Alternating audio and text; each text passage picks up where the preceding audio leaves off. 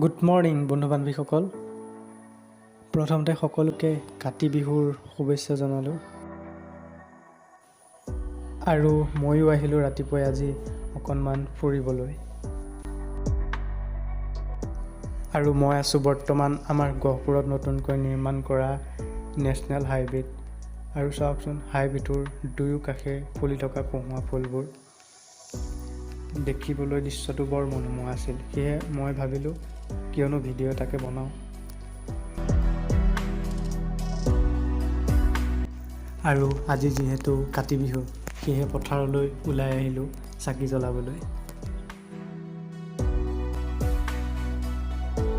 আৰু ময়ো পথাৰত চাকি গছ জ্বলাই আহি ঘৰ পালোহি।